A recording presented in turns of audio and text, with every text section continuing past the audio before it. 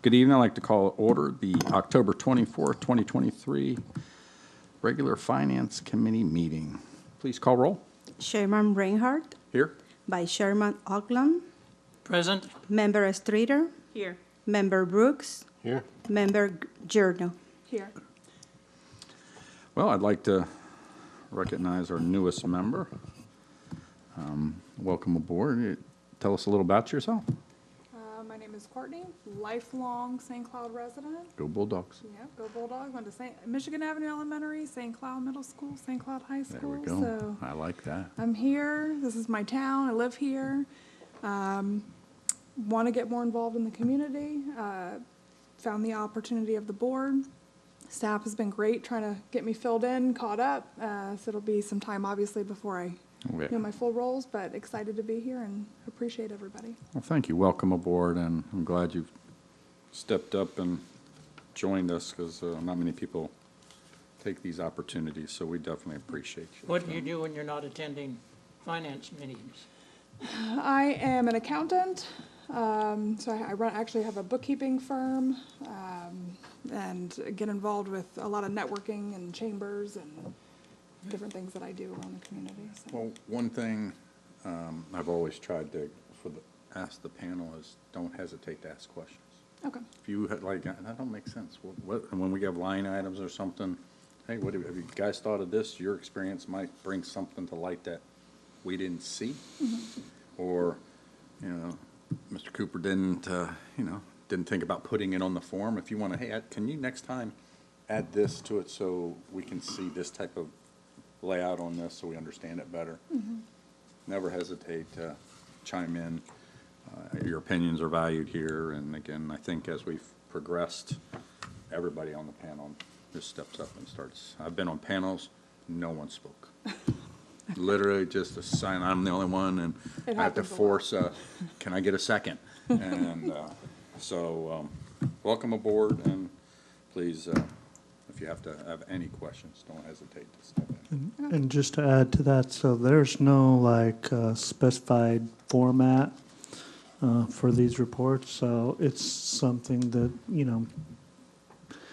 I had a basis for when I first got here 3.5 years ago, and I kind of modified it a little bit. But if there's things the committee wants to see in a certain format, I'm wholly flexible in giving you in whatever information makes the most sense to you.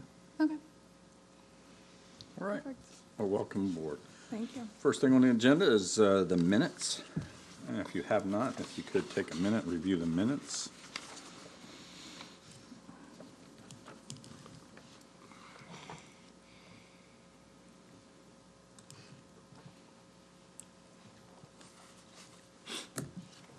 If no one has any questions, Chair, take a motion.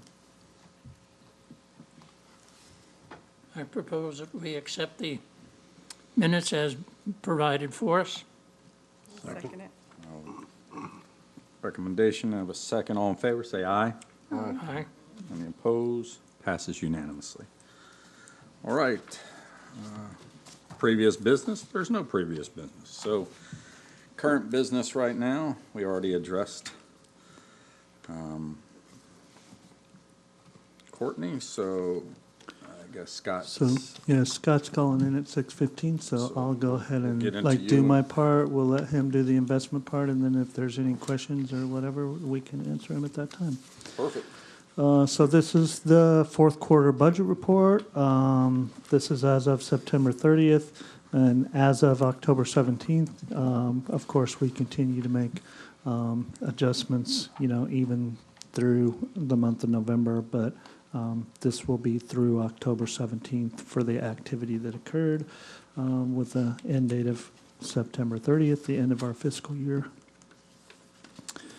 And this is the purpose of the presentation, and it's an overview of the city's revenues, expenditures, and key department statistics for the fiscal year, and the reporting period is the whole fiscal year, and again, these are unaudited. Our audit is December 4th through the 15th, for your information.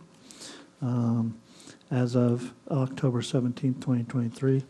And as a side note before I start, yesterday was the first day of our new Deputy Finance Director, Mark Gamula.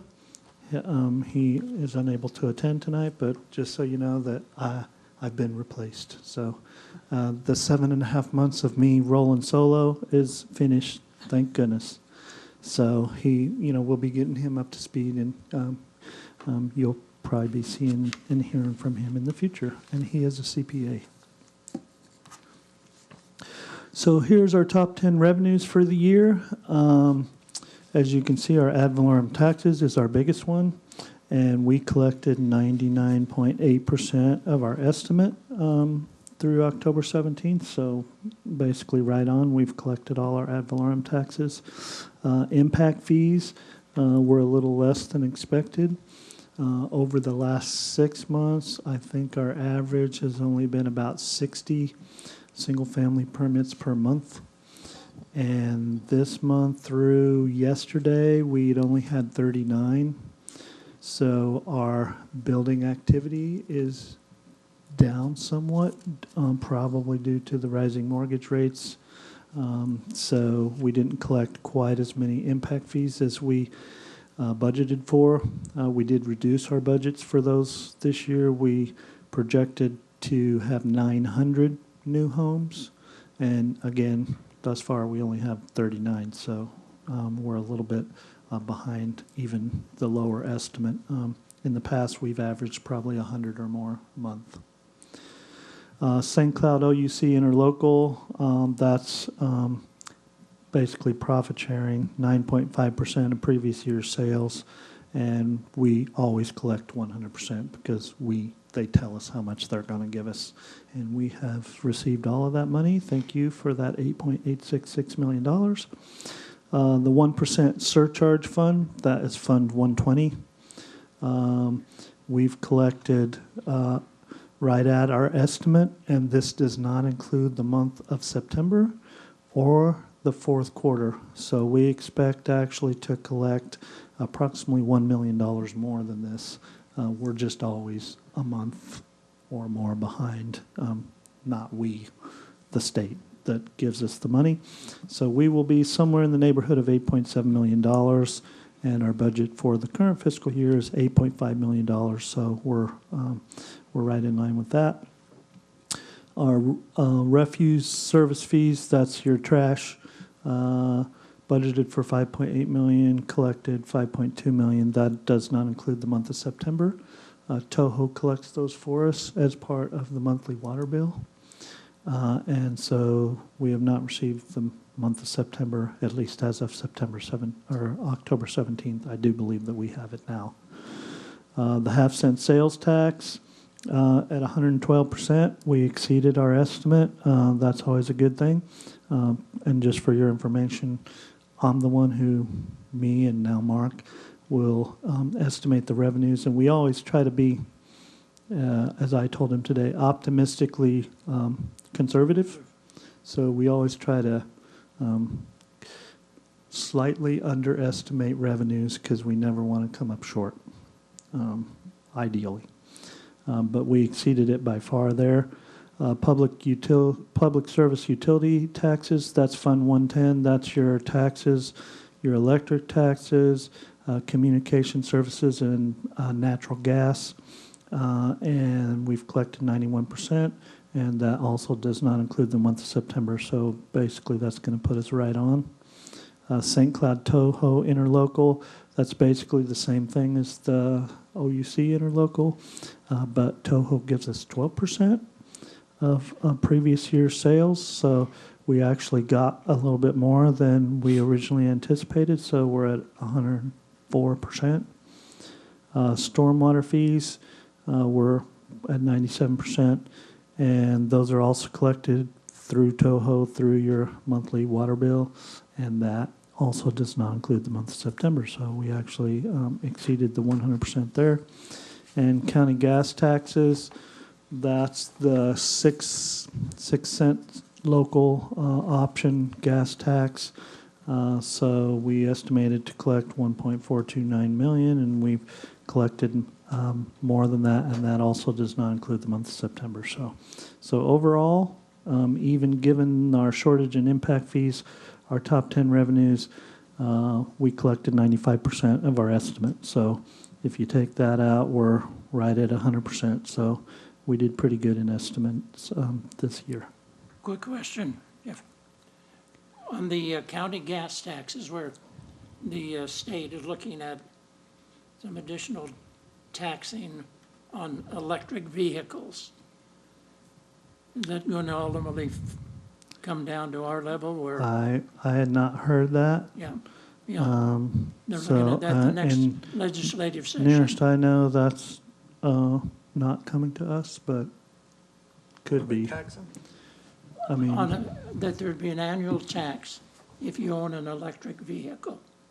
Is each Right, 'cause- year, there's an increase in the number of electric vehicles and a consequence, a reduction in the gas taxes. right. So they're So- looking at trying to say, if you own an electric vehicle, you're gonna be paying. That That is would Hundred increase percent. your electric bill, though. So, right. Increase those taxes, but yeah, I'll keep an eye out for that one. That's a Okay. good heads up. These are our major fund revenues. So general fund, we collected 95% of our budgeted amount. Sanitation fund, 89%, pending September collections. Building fund, 85.6%. Again, this is attributable to the decrease in construction over the past 6 months, give or take. So we were a little bit below our estimate there.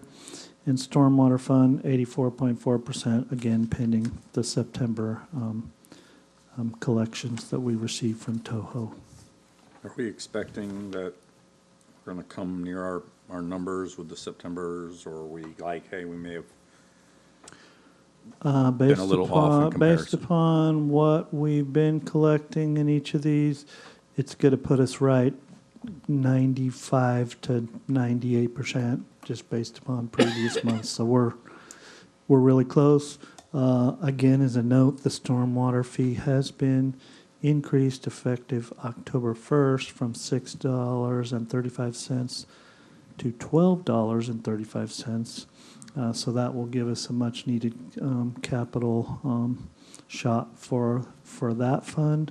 Also, the sanitation fees have been increased from $20.43, I think, to $25 and change. So again, that's effective January 1st of 2025. And what that's going to do for us is the sanitation fund is basically has funding for their ongoing operations, but they did not have the funding for ongoing truck replacements. Side loader truck is $442,000, and they have to replace at least one of those per year just to keep up with, because they only last so long. So that will help give them the extra funding they need to keep up with their do they vehicle have the same issues that fire does? in terms of With, what? it takes 4 years to get a vehicle? Not quite that bad. So for our new member for fire trucks, they're 3 years out. So if we order a fire truck today, we'll see it in 3 years. So I believe that we've been proactive as much as funding allows for to order them in advance. Like we ordered a ladder truck way in advance of when we needed it for that exact reason. The sanitation trucks run about 18 months. We do have 2 on order that are pending, I believe, December arrival. Now, if I'm correct, they have to have the funding now for the fire truck in 3 years. They can't just like order it and hope we have the money, if I'm correct. So me chime in. That is correct. Yeah, just tell him to hold on. Good night, Mr. Scott. Hi, good evening. Hi, we are ready for your Tell presentation. him to hold on. I'm going to finish my part. It'll just be a few minutes, and then he can do his. So Very it, good. so it is that- the fact that, So that is correct. You have to have like available fund balance to do it. So you can't order it now, knowing that you're not going to pay for it for 3 years. That's especially true for fire trucks, because the fire trucks, they make you pay in advance. But for the sanitation trucks, we won't actually pay for those. We have not paid for those yet. We ordered them almost 18 months ago. But we had to have the available fund balance to pay for them in the future, because, we don't want to get ahead of ourselves. Well, the auto workers strike doesn't slow that down even more in terms of parts. Not to my knowledge, not yet. The other question is with this, because I know the city's annexing new portions, and there might, if more fire stations and all that come down the line, is there anything planned for St. Cloud since we're getting bigger? I don't know, since I'm now catching up. Yeah, they have a whole plan of Fire Station 35, Fire Station 36, Fire Station 37, 38, and 39 that I know of. Those are planned for the future. And then, of course, we purchased the trucks far enough in advance so we don't have a fire station without a fire truck, or that's our intent. The fire chief kind of manages all that. But yeah, growth does present a challenge for exactly that reason, because, we have to kind of work ahead, especially with fire vehicles. Major fund expenditures, the general fund through this date has spent 88% of its budgeted funding. Sanitation fund, 97.9%, building fund 89.5%, and stormwater 92.3%. I generally like to see it between 90 and 95. If we're too efficient, then that doesn't give us any leftover money for the following year. So I will say that thanks to our fabulous HR director, our staffing levels are way up. We don't have a whole lot of vacancies citywide, so that means we don't have a lot of surplus salary and benefit money at the end of the year, which is both a blessing and a curse. But, because that's what creates our fund balance, which we use year to year to balance our budget. So, hats off to him and his staff for keeping the staffing levels up. So yeah, we look good for all of those, about where we would expect them to be. And this is a major fund surplus or deficit. So, got an extra comma in there. Yikes. So for the general fund, we did have a surplus of $4.7 million. That being said, $3.5 million of that was the last tranche of the American Rescue Plan Act funding. Which that was revenue for this year, so that's not there anymore. That was only a 2-year thing. Also, $800,000 of this approximately is the ambulance availability charge, which has effective October 1st has been removed. That's $3 per month. That was reflective on your water bills, which will no longer be there. So looks good. Even with those 2 items, we finished in the black, but not by much. Sanitation fund did spend more than they took in. However, this doesn't include the month of September, so it'll be pretty close. A lot of that is due to the aforementioned vehicle purchases, because those are paid out. So they're considered an expenditure in the year that the cash goes out the door. So oftentimes that's why you'll see the sanitation fund in the negative. But this is also why they needed a rate increase, because they were beginning to struggle. Let's put it that way. The building fund is like right on. They actually have a pretty strong fund balance, thankfully. So even with the lower building activity, they're in pretty good shape right now. And there is a limit to the building fund balance. You can only carry over so much per year. And at that point, you either have to apply it towards a building fund project, like the atrium. That's the second and third floors are or were paid for with the building fund, or you have to refund the money. Are they still looking at shifting employees since the permits are low? Because that's what you said. Not at this last time. time, because they have a pretty healthy fund balance, thanks to the general fund had to pay for the first floor of the atrium. That was, initially, the building fund paid for the entire atrium. However, our auditors have told us that the first floor is not occupied by the building permit staff. So that cannot be paid with the building permit fund. So that is on the final budget amendment of this fiscal year. So if you'd like to see that, come see me on November 9th, and you can hear all about that. But it's $1.34 million.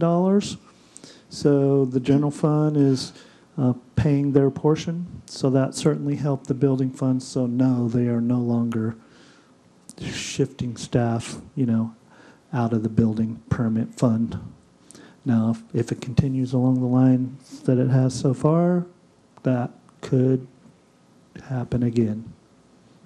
I don't want to speak for the building department director or the city manager, but it could be at some point. I mean, this is an enterprise fund, so you can't go in zero. You can't go below zero. So whatever has to be done to keep that fund solvent. But fortunately now we're good. We're good for, don't hold me to it, but a year. Stormwater fund spent a little bit more than they took in, but again, this doesn't include September, so actually they'll come right about break even. These are your general fund departmental expenditures. We won't go through each one, but I will point out that the city council is only at 40%, and that's because they generally don't spend their contingency. We budget for contingency in city council, like in case of emergency. This fiscal year, it's only $500,000, so they didn't spend $892,487. So that's why theirs is out of line. As I indicated, generally I would want these to be in the 90 to 95% range. The ones that are well below that are generally attributable to staffing levels, like the IT department, for example. The finance department has gone without a deputy finance director for 7.5 months there, so that is where those savings, if you will, come from. The fire department, as it stands of this date, actually spent more than their budget. That will also be addressed on budget amendment number 7. So we'll realign some of this money from between departments. So that's always done on the final budget amendment of the year. But everybody else is, basically right where they should be. And we spent through October 17th, 93.4% of our budgeted expenditure money. Good job. Good job. And thank you very much. And if you don't mind, we'll let Scott do the investment presentation, and then feel free we can talk about whatever you like. Okay, Scott, you're up. Thanks, Jeff. I appreciate it. It's good to be with you all this evening. And I'm Scott Stitcher. I know you hear from Scott Sweeten from time to time, but I'll just want to clarify that it's the other Scott tonight. Hopefully you have the quarterly presentation in front of you. I think it's roughly 10 pages. I'm Yes, going sir. to just paint a little bit of a backdrop once I get confirmation that you do have that in front of you. We do. Okay, excellent. So let me just make some quick comments about the general economy and the Fed and where interest rates, what interest rates did during the quarter. I feel like that always paints a good picture for the rest of the book when you're looking at the numbers in that presentation in front of you. So just again, the economy really is characterized by a very resilient consumer, and that has led to stronger than expected growth, stronger than anyone expected, including the Fed. Unfortunately, inflation remains stubbornly above the Fed's target of 2%. And then the job market continues to be quite strong as well, albeit at a moderating pace. But that makes sense, right? The consumer continues to spend because the consumer is employed and people are finding jobs. So all that makes perfect sense. During the quarter, the Fed did pause again in its rate hike campaign. After hiking in July, it did take a little breather in September, as the market is expected. This was a meeting, the September meeting was a meeting in which we get updated dot plots as well as economic projections from the Fed. The dot plot indicated that we'd get one more rate hike in 2023. And it also set the stage for interest rates to remain higher for longer. And that was really shown in the outer years in 24 and 25, where they're now projecting fewer rate cuts than once believed.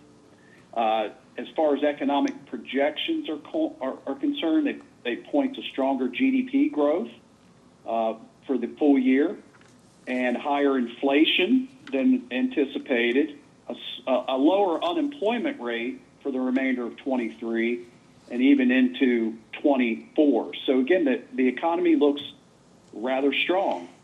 What we did see happen, though, during the quarter is interest rates reached their highest levels since 2006 and 2007. So we saw the Treasury yield curve across the whole curve, too. That's going from a month out to 30 years, rise during the third quarter. And that, again, can be attributed to the sticky inflation, that higher for longer market consensus, increased Treasury borrowing, and reduced Treasury holdings by China and Japan. They weighed, especially on the long end of the curve during the quarter. So what's interesting, though, in this scenario where interest rates actually went higher, it did not equate to negative bond returns, which is usually the case when the interest rates rise. And that's because we're just in a different environment now where price changes are being outsized by income. We haven't been able to say that we have income on fixed income securities in quite some time, but we're now seeing the benefit of that when we have these rising rates. It does tend to outpace or, again, outsize in price decreases, I should say, price changes.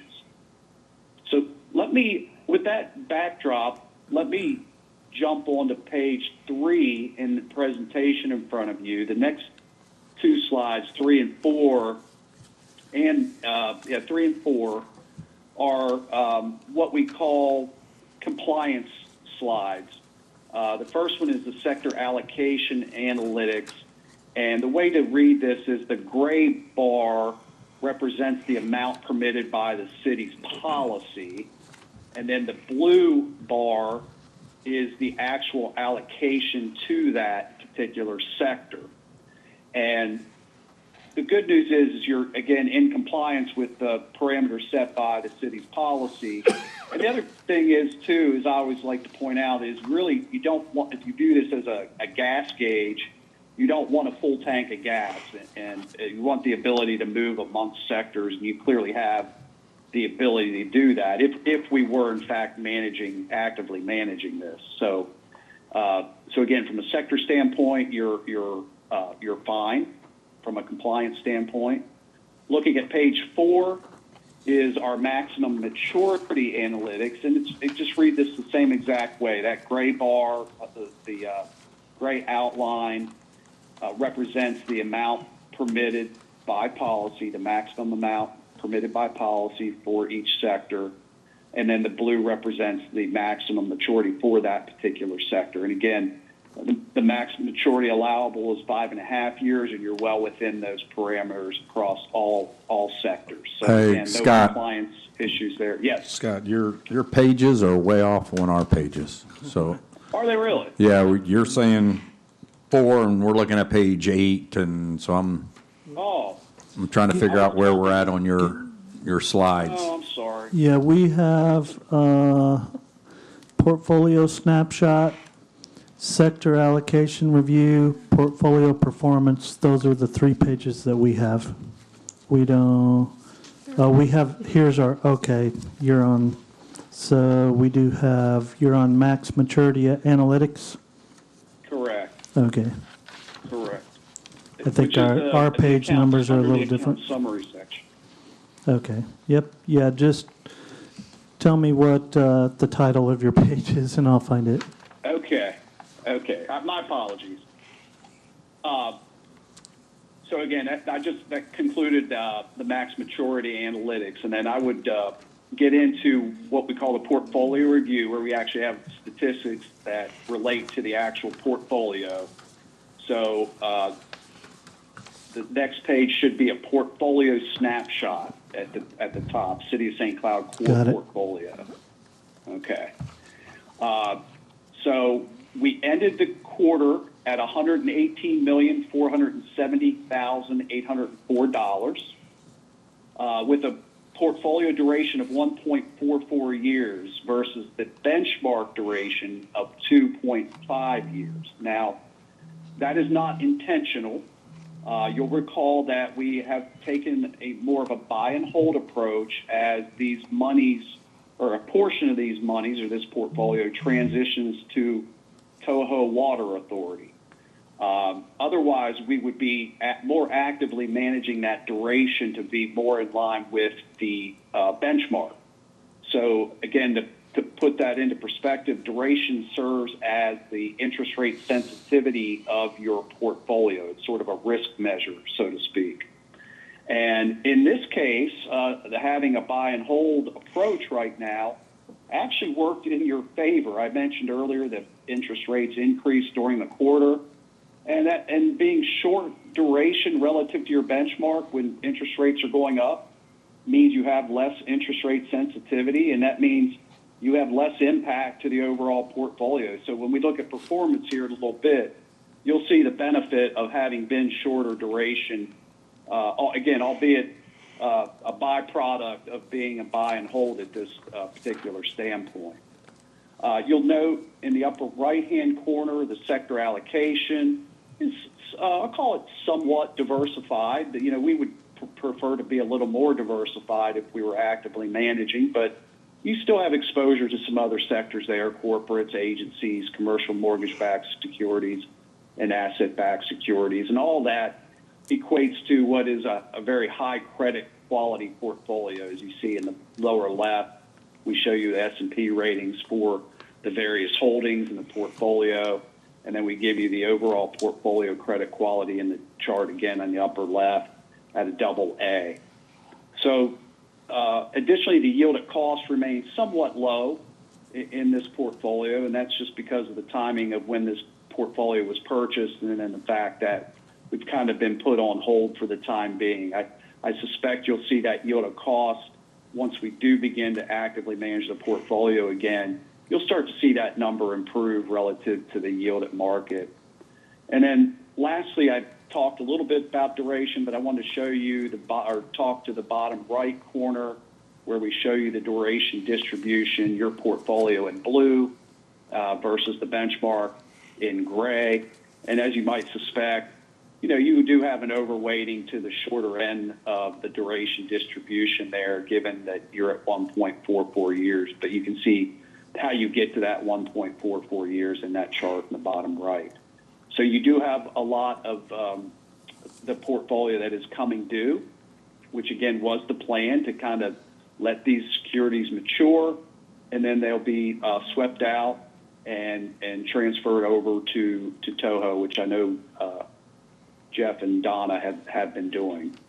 If I could fast forward to, I guess I can stop on this sector allocation review. There's not a lot to say here because of the fact that it has been very much buy and hold. You'll note that the percent of total has been pretty consistent over the past 4 quarters. The majority of the portfolio, again, is in treasuries, and a lot of that is just, again, timing of when we funded and then the mandate to be more conservative in this particular environment.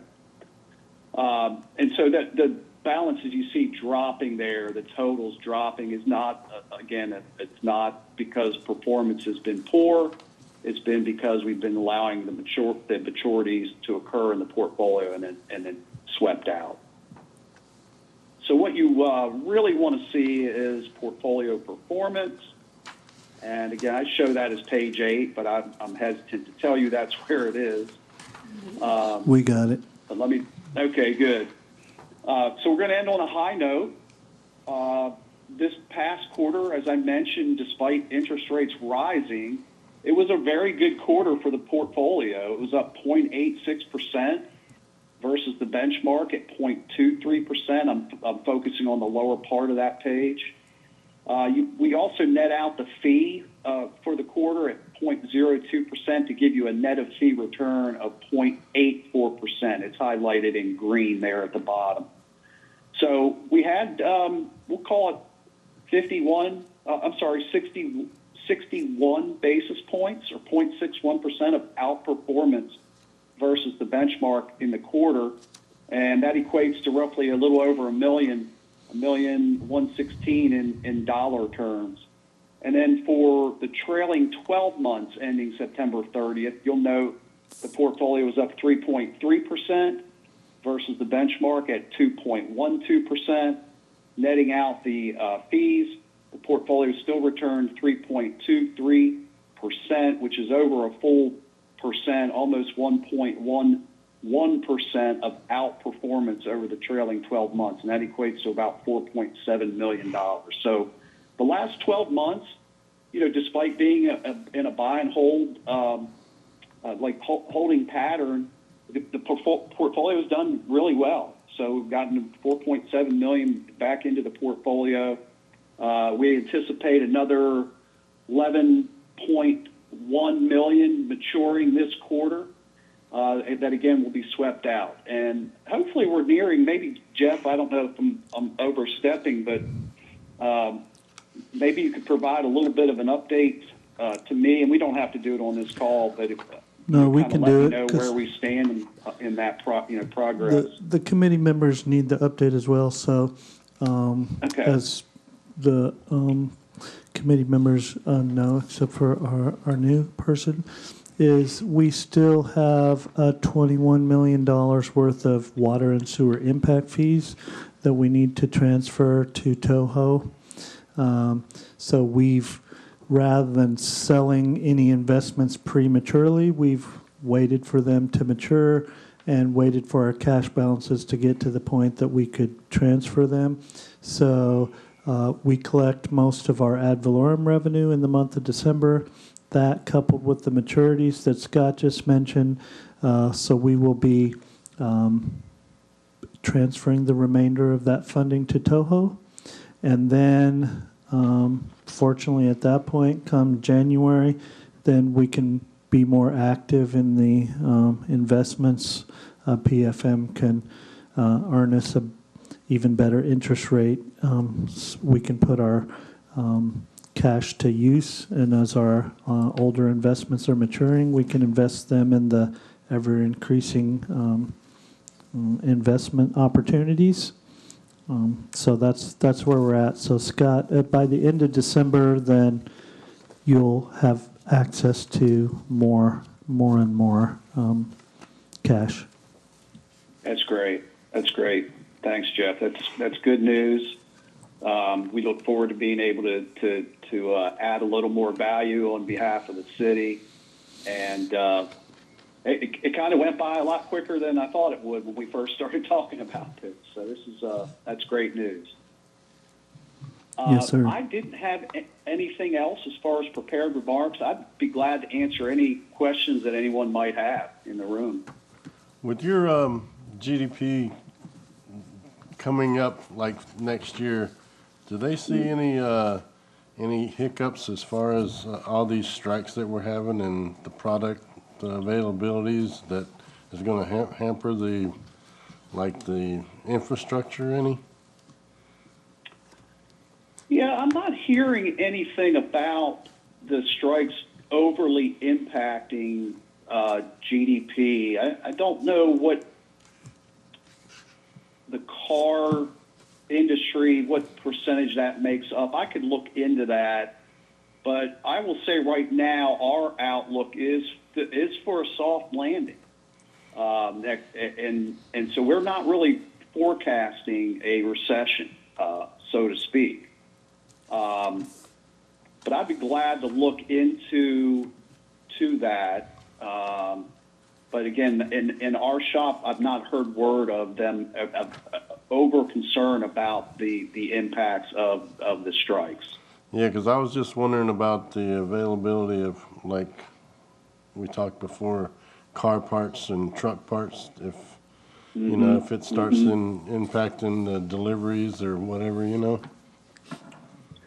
You're right, and I guess I could see that definitely being an issue as we get further into this. I know there was just an announcement of another location that was going on strike, and so I think it's still very early in the process. Hopefully, they get some sort of closure or conclusion here sooner than later before it really does trickle down into and impact the supply chain and therefore the overall GDP.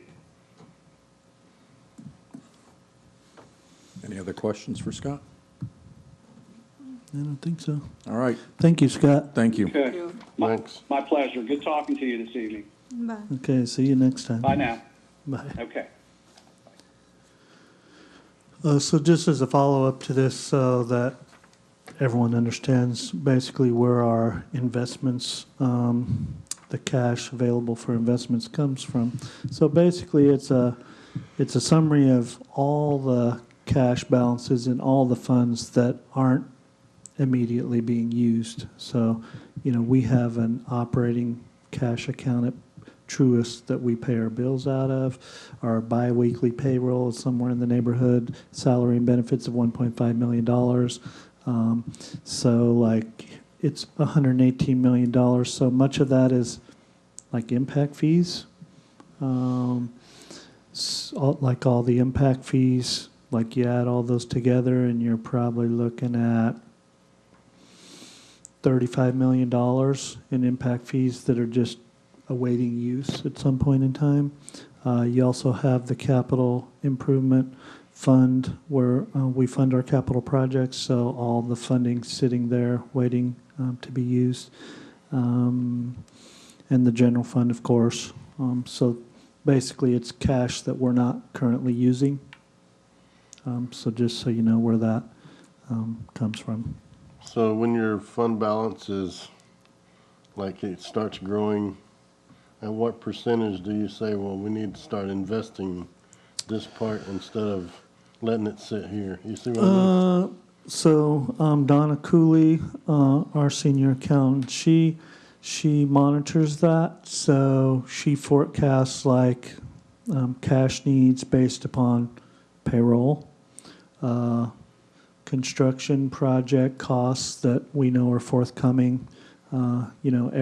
We do a weekly check run, so we pay our bills once a week on Thursdays. So depending on what those bills are, so the aforementioned vehicles for sanitation, the bill's going to come due in December or January. It's $800,000 for those two vehicles. So when we know those are coming, then, we draw back cash as we need to. So we keep as little as possible in our operating bank account. But obviously we don't want to get an overdraft in our terms, which we don't. Yeah. So we always keep, because we have,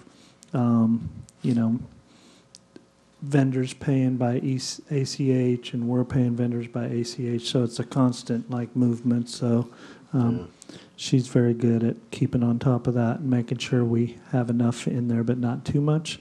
So that's why Scott's excited, because he knows that as soon as we put that $21 million out the door to Toho, that he's going to start getting more. You know, Yeah. basically, we've had to sit back and let our investments mature and turn into cash and give those to Toho. That's what we've been doing for a year, because we didn't want to sell any prematurely. But now that we're going to be finished paying them, we'll be able to start increasing our investment portfolio. And it actually, I believe, worked out well for us because we didn't invest in the longer terms in a period where rates were rising rather rapidly, rather quickly. So now that rates are higher up there, that's when we're going to start investing again. So it's, in the long run, it actually, I believe, it benefited us. Does that affect your credit quality rating, like the AA or whatever? Because I know sometimes if big companies take out loans, their credit rating actually goes up. Yeah, we only would get a credit rating if we were trying to issue a bond or something. So I believe ours is like AA. Yeah, that's And what it's it been says here. quite a number of years since we've done that, because Mr. Cooper is debt averse. So I try not, like our fire station rebuild, Fire Station 32, we're paying cash. So how's the new guy with that? Is he in the same mindset? He's probably more conservative than me. Hopefully I didn't scare him off in the last 2 days, because, because we do have needs that we are going to have to debt. We have the immediate need for probably fairly immediate need over the next couple of years for 2 fire stations. The PD Communication Center is going to run in the neighborhood of $20+ million.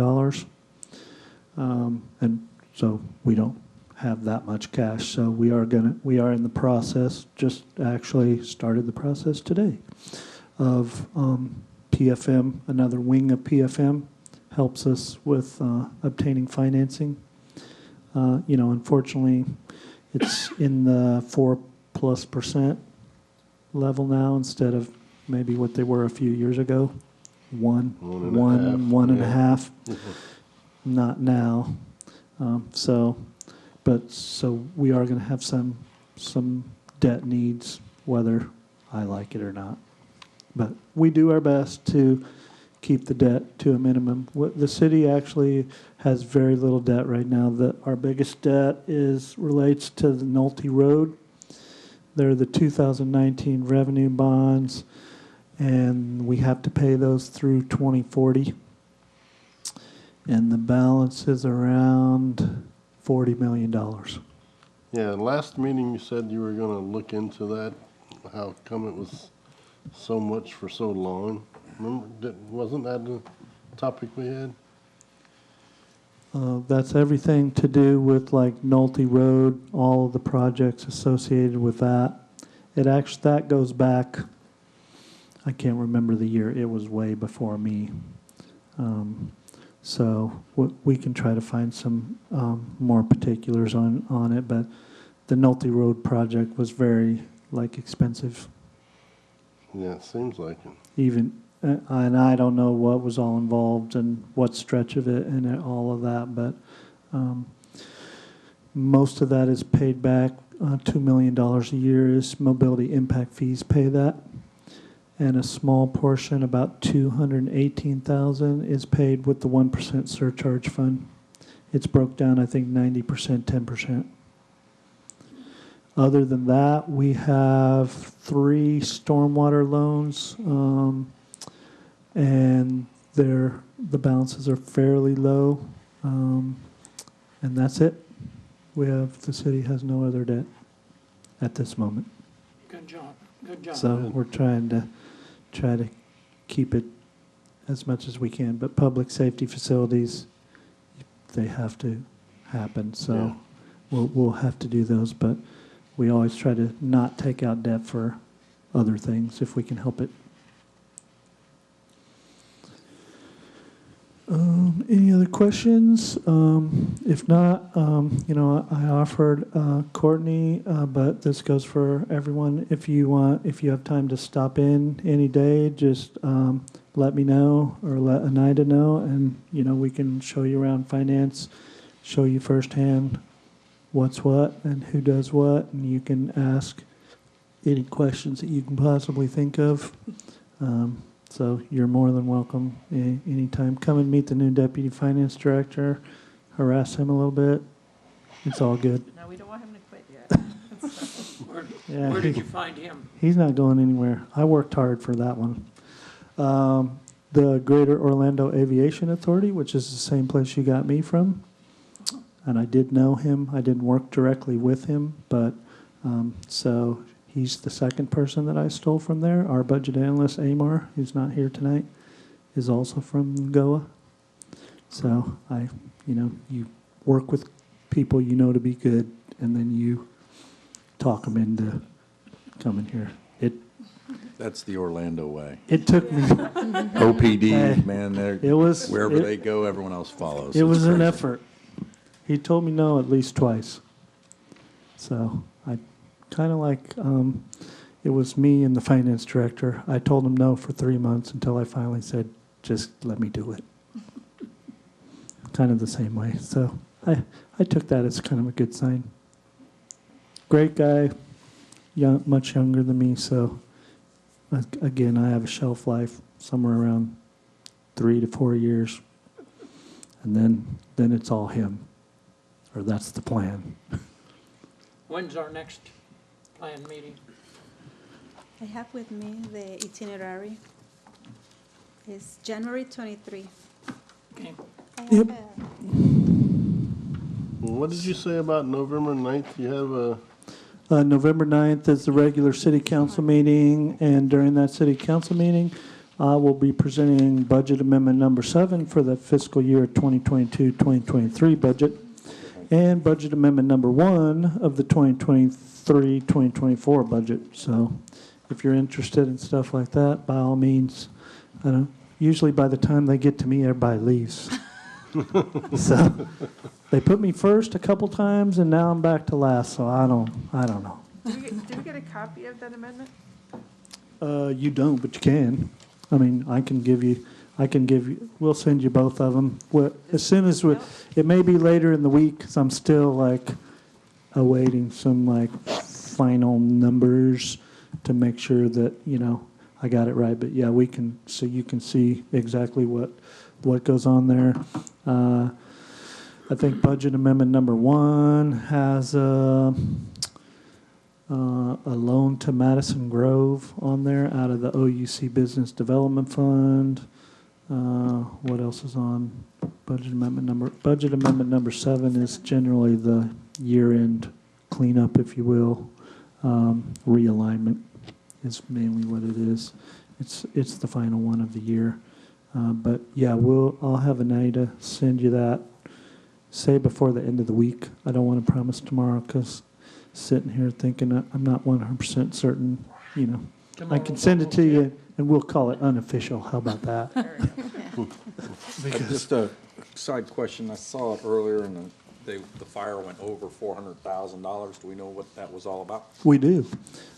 So during the budget process last year, initially we had thought about we were raising the employee contributions for health benefits. So during that process, the fire department union put together an MOU for the city manager, which they agreed to. And instead of getting their pay increases in January and April, I think in January they get a step increase, and in April 3%, and in April they get a cost of living increase, or it could be the other way around. I'm not 100% certain, but so we moved both of those raises up till October, due to the fact that the health benefits were going to increase, and they did not. But good, it's good supportive of the fire department, so there was no problem with that, but, you know, that was really the primary driver behind that shortfall. But again, overall, we had around $1 million surplus. So we're just, as you'll see in the budget amendment, we're just moving it from one department to another. Any other questions? Again, if you have any suggestions on how you'd like to see, what you'd like to see, you know, let me know. It's you know, it's fun creating this and, you know, taking the time to present this to you. It's much better than a city council meeting. Don't tell them that, but it's much more entertaining for me, at least. Something that we've talked about in the past, maybe with the new members, if they're interested to do the tours. Citizens Academy? No. We actually go on tours of the facilities, especially when we come up towards the budget in July. If we've gone and go, wow, now I see why they need a new fire department. Wow, the police department's jammed. Now I understand why they need a communication center. Yeah. At least it gives us perspective. And we did this, I can't remember how many Year and a years. half ago. Was it that long? Yeah. Okay. And we did it, and I thought it was a really good perspective. You get to see what the city's all about, what's happening. So when they present their budgets and they're in here and you're going, I understand, or like, really, didn't you just change the tile out? Do you really need new tile? No. But hey, you're sleeping on top of each other. It's time to do something about it. So. Yeah, if you're interested in that, I mean, if you want to send us your availability, and then we can reach out to the departments. In fact, I'm doing that exact same thing with my new deputy. And like Thursday, he's going on a police department tour and kind of a around the city tour. So, yeah, just let me know, and we can arrange for. I mean, tell me which ones you want: fire department, police department. Those are probably the main ones, but you know, feel free to come in and, you know, tour City Hall if you like. Yeah, but just something to consider when we did it in the past. We met, I think it was at the fire station. They had a van and they took us around, and we got to see, like, I forgot the name of it, was out on Nova Road, and we got to see just an estimate time to get out to a call because they had a house fire, and it was like 13 minutes.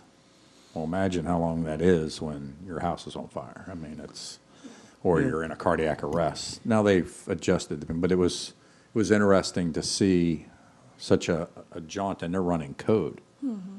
So I just think it's good. And then the different stations we went to, and you start having a better understanding of why there's a need for more stations. And you would question about, hey, do we have future stations in mind? And they're going to go, hey, yeah, look, this is our goal to build here. We have this land.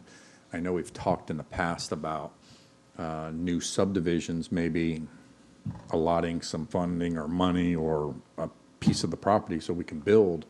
I think the last one I remembered was across from Neptune Middle. They were talking about giving us so much land over there to have a fire department over there.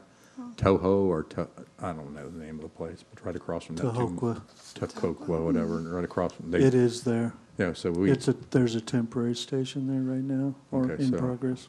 So that type of stuff. And so I think it's a good idea just to check it out. And we don't have to do it. We can wait until like we finish our meeting, but just start to think, like he said, if we have dates, then we can go, hey, let's pick the month of February. Let's do 2 Wednesdays or whatever you're available. We can do it. It's good if we can do it as a team. Sometimes it's going to be later in the evening because we're all working, but hey, we meet at the fire department, and Jason gives us a tour, takes us to where he wants us to see the needs, and then the new chief can take us and show us his PD and his visions and where they train, and then you can go, wow, now I see why they need this or why they need that. And then if there's other things, like we've played around with this forever and a day, and they don't do nothing about it, but our place where we do the public most is Parks and Rec, and our facilities are like 100 years old. Go over to Civic Center, and I was a couple of years back, it was $200,000 to fix a roof. or replace the roof, and why not centrally locate, or why not try to redesign? Because we bring up, I think, so many kids, such a great programs that they run there. But we're just, that, I'm telling you, I think I went to, when I was in high school, the Civic Center was there. So, That is in the long-term plans, but it's It's- big money. yeah, and it's been that, but I'm saying long-term. I've been on the board almost 20 years, and it's been in the long-term plans.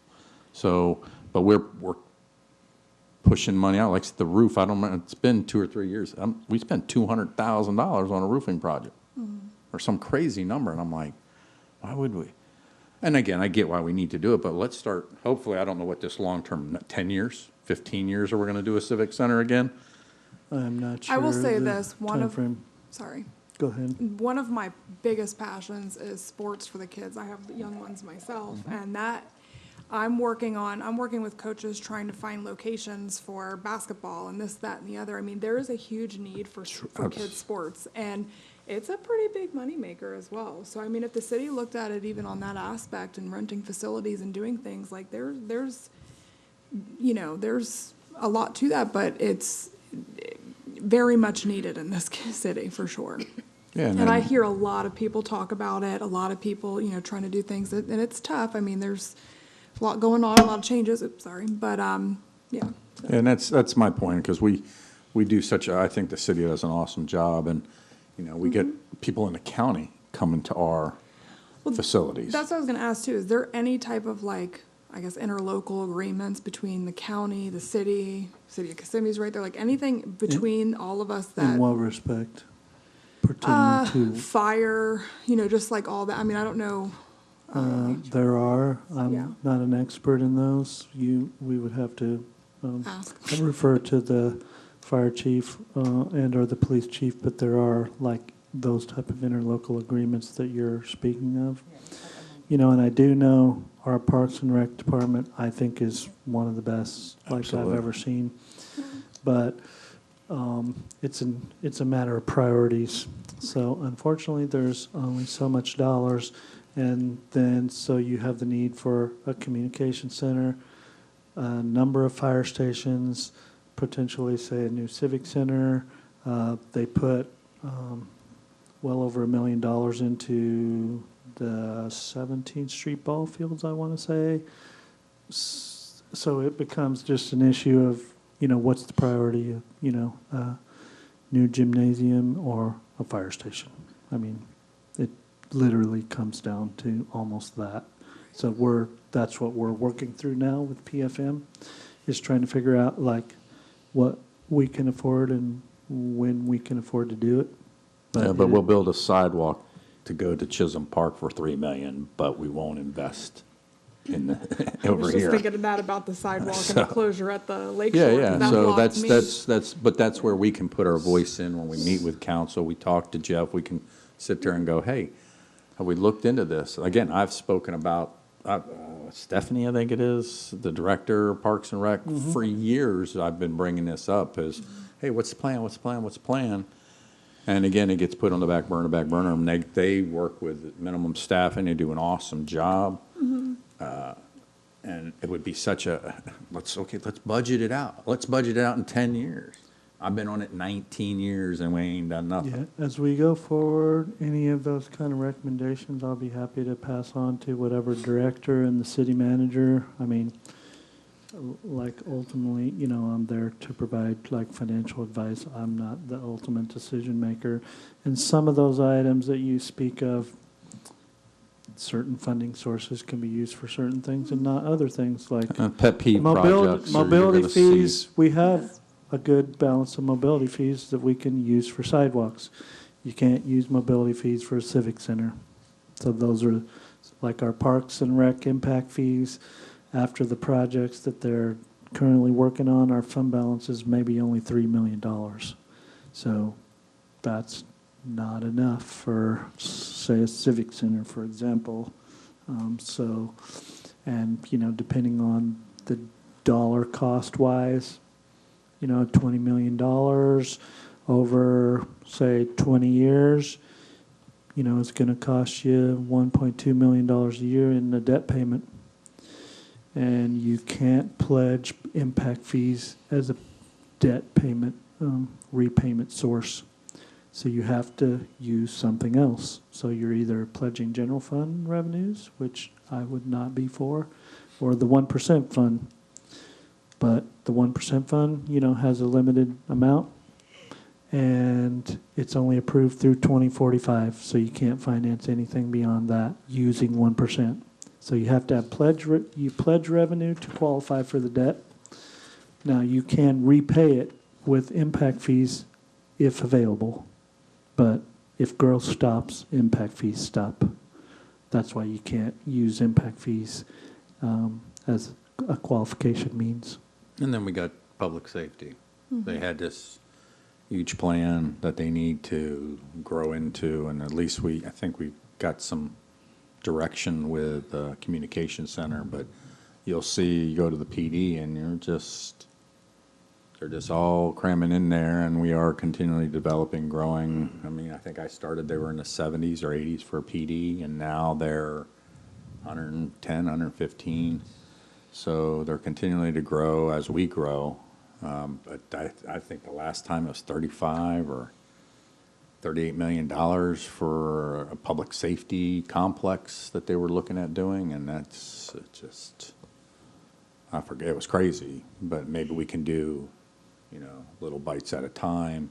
That is the plan. Yeah, and then you got communication, EOC type They're of going to thing. do it in phases. Phase 1 being the PD Communication Center, and I don't think they've determined exactly what Phase 2 and Phase 3 is going to make up. The police chief and the fire chief need to kind of get together to decide what the priority is there, but it started. Yeah. I mean, thanks really in part to you all. I mean, that at least we took the first step. Yeah, we almost lost the land. This was, I don't know if it was just before COVID. They were considering selling the land that we had for public safety. And we was on a committee, and we presented to council, and they chose not to sell it and leave it for public safety. So we have an allotted amount of land there for them. So that's a good portion, but when we're going to be able to build on it, and maybe we can do phases. I'm hoping that'll happen over time. But like you said, there's mega needs, fire departments. But it would be nice to see, like I said, the public, sells, the city, people are coming here.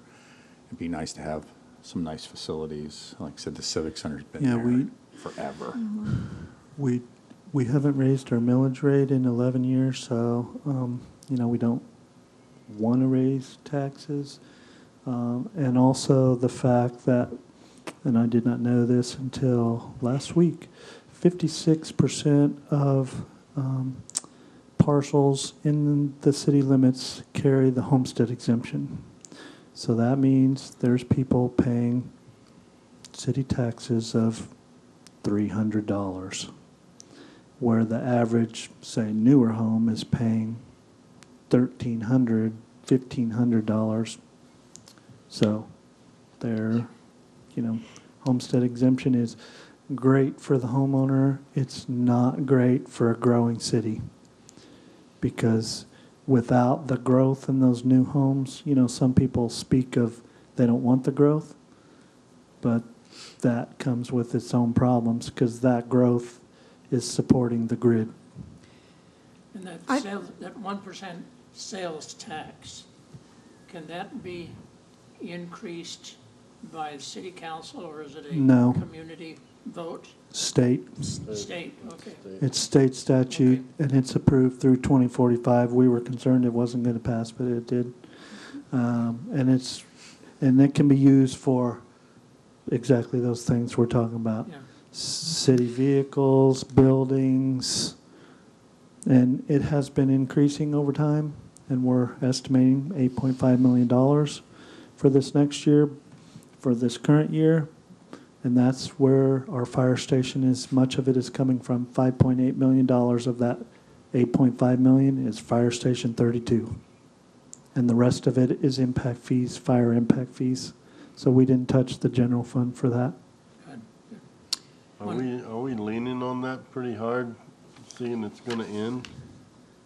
Well, it's not ending until 2045, so Well, but I don't know I'm about saying you, but I'm it's- probably not gonna be walking the planet by then, Yeah, so. I probably won't either, but I'm just saying, if we're, We will using use it that- to its fullest extent, as long as I'm here. And even after that, we would be foolish not to. And actually, that is our debt, pledged debt repayment source for some of the items that we talked about, fire stations, the communication center, so forth. Is there a plan with the city to increase the sales tax, or who? Well, I can just name some things that I can, I just don't know who to talk to about it. We can't increase the sales. We're not in control of the sales tax. No, I'm just We saying, get what we to get get. more sales tax dollars, more sales tax driven through the community. Well, you get more sales tax dollars by getting more businesses. Right, So- so who do you talk to about that? City council. Council? So, I mean, they are doing that. I mean, Yeah. we have programs which support downtown businesses, the CRA district, you know, our economic development people are, you know, always trying to attract new businesses for here. So, yeah, I mean, and it's working, because, I mean, sales tax revenue across all sales tax revenue accounts has increased markedly since in the 3 years that I've been here. And I think our county has one of the highest around. Yeah.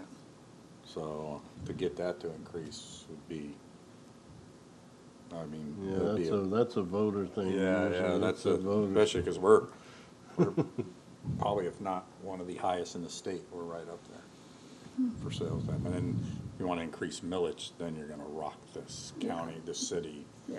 We've had, I forgot how long ago, but oh my God, Yeah, jam-packed.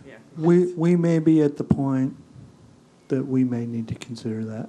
Yeah, that's where I would go. generally would not want to do that, but Talking about given. millage increase? Correct, Okay. given the needs, because even if we increase our millage, like even 10 cents is $434,000. So, and 10 cents to the people that are on homestead exemption is It's 3 basically nothing. cents. 3 cents. It's not a lot. So you're not really, the average homeowner, if we raise millage by 10 cents, our millage is 5.1128. So if we raised it to 5.2128, we would receive an additional 434,000, and it would cost your average homeowner, a new one, $25. Just to give you some idea. I just happened to provide that to the city manager today. Our homesteaded percentage in comparison to surrounding areas, is it average, or, because I know we have things like no short, like certain, like you can't do Airbnbs, I think in the city of St. Cloud, things like that. Is that affecting that? That I do not know. I just became aware of the percentage. I would say, I mean, we have the grid that has a lot of homeowners that have been in those homes for like a long time. So we have a lot of long-term residents like yourself and your family probably. So, and they're limited to a 3% increase every year, which I have a homestead exemption. I live on the north side of the lake, but in the county, but I like it because I don't want my taxes going up Right. $400 or something, you know, so if they go up $100, I'm not gonna die, but, so that does kind of hold us back, so, That's a big political. we'll see. Millage is a huge political. because, Oh, yeah. you know, we also have to maintain, minimum fund balance. I mean, so just as a reminder to everybody, city code requires us to keep 12.5% of previous year's expenditures in reserve. That is now $7.8 million. If we're going by the GFOA, Government Finance Officers Association standards, it's 2 months, 16.67%. That is $10 million, over $10 million. Our fund balance at the end of last year was 10.5 million, so we're a little bit above. And I believe we're going to gain a little bit this year, perhaps a couple million or so. The auditors are the ones that complete there's a lot that goes into fund balance computation, so I wouldn't want to sit here and tell you what it's going to be, but let's call it 12.5, 13 million, which is good. But, we can't spend below that. And we use fund balance every year to balance our budget. We don't, at least since I've been here, we don't have a exactly truly balanced budget because we're spending more than we're taking in from year to year, and we're relying on fund balance to get us through, which is okay. But we're going to try to reduce that over the course of time, reduce our reliance on that fund balance, because there could be a moment that fund balance is not there. Fund balance is like your savings account. I mean, if you keep drawing out of it and don't put back in it, then you're going to have zero. So we always endeavor to reduce that, and it has been reduced. The first year I got here, I think it was $10.8 million. It's now $7.5 million. And some of it is okay because, for those of you that don't know, we budget our salary and benefits as if every single position is going to be filled at every moment, which never happens. But we assume that it's going to because we hope that it does. We hope the police department is 100% staff 365 days a year. And it could happen, like it happens in some departments. Human resources, sometimes finance, that we're 100% staffed the whole time. No one leaves. But that's why we lapse $1 million, $2 million, and then the unspent funding that we talked about earlier, that 10% of operating budgets, there's another $3 million that didn't get spent. That's your fund balance. That's what becomes fund balance. So.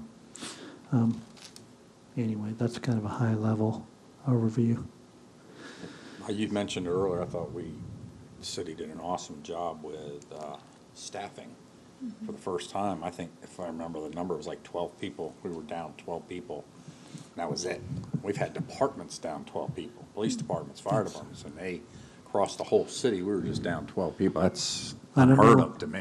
I don't know what the current number is, but I do know they swore in 6 new firefighters like a week ago. Wow. That's awesome.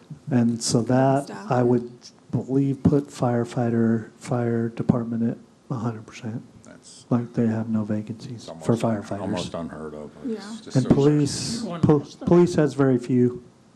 And we will be, so as another side note, while we're chatting. So we did apply for the COPS grant for police officers and the SAFER grant for firefighters. I think they applied for 6 police officers and 15 firefighters. We have not heard either one of those. Traditionally, you would hear by December. If we don't get those, we are still going to need those people. So if we don't get that grant, then we're on the hook. So that's $100,000 per police officer salary and benefits, and $90,000 for firefighter salary and benefits. So between those two, that's $2 million that we did not budget for. So then our $13 million fund balance goes down to $11 million, and we're right back to where we started. So a day in my life. Yes. Just for their sake, next year's conference, do we know where it is, and so they can start considering? The GFOA conference you're talking about? I think we have Or it in July. Okay, the next year, the June. 2024 GFOA conference, that's actually the national conference, is actually in Orlando. Or the Florida GFOA conference is in Fort Lauderdale, Hollywood Beach, something like that. We can send you the dates. Because I remember I went to one. You can go if you like. Yeah, They're informative. I go because I have to have CPEs because I'm a certified government finance officer. And like if you're a CPA, you need those kind of credits. So yeah, let us send you the dates, both of those, and, if you can choose to go to the one here in Orlando, or you could choose to go to the one in Fort Lauderdale, and the city would pay for you to do that. Yeah, I've only gone once, and it was in Fort Lauderdale, and I thought very informative. I had never been to one before. And It can be an eye-opener. It's neat because you get to choose your classes. Like, there's usually 3 or 4 offerings per block, and you choose the one that interests you the most. So something to it could be a good consider. opportunity. They'll give us the dates, and if you can go. and they usually will fund us to go. Yeah, the one in Orlando, one of them's in May and one of them's in June. I can't I can't recall remember which one one's it was. which. I just remember going. It was like Fort Lauderdale, and went down there, and it was The one really- here is at Rosen Shingle Creek. Very nice. I've never been to it's at the Hollywood Diplomat or something in Fort Lauderdale, I want to say. Never Yeah. been there. I am going to go to that one. Yeah, I definitely would like to. It was good, and so if you get the opportunity and your schedule lines up, and I think you should consider going. Summers are usually when I think we all do our CPs and stuff, aren't they? Yeah, gotta get those hours in. All right, we had All quite right. the talking session, so Yeah, Just no, one- this was one good. last- Oh, go ahead. No, I Just don't one have- last thought going back with regards to orienting and becoming better acquainted with the city and so forth. This Citizens Academy, Yeah. or if, I That- don't know They if do you that can on check Wednesday with the nights, though, right? communications and see when their next one. Yeah, Be sure and go, if you haven't. Check with Mary Emma, and then you Yeah. can send them the schedule. I don't know what the It is- schedule it is, is but pretty- How long is it? Pardon? How many weeks? 6 weeks? 7 or 8 weeks, where you go spend a 2-hour session with each of the Yeah, I departments. had a friend that went through it. I think the reason why I couldn't do it is because the night that it was on, Yeah, but my whatever. schedule's kind of changing, so maybe it'll work. And then secondly, with regards to our tour of police or fire, if we start looking somewhere in February or March, it'd be great so that we're combining these things in preparation for the next budget year. So, That's all. Thank you. all right. Is there anything else? I know we ran a little long, but I think it was worth it.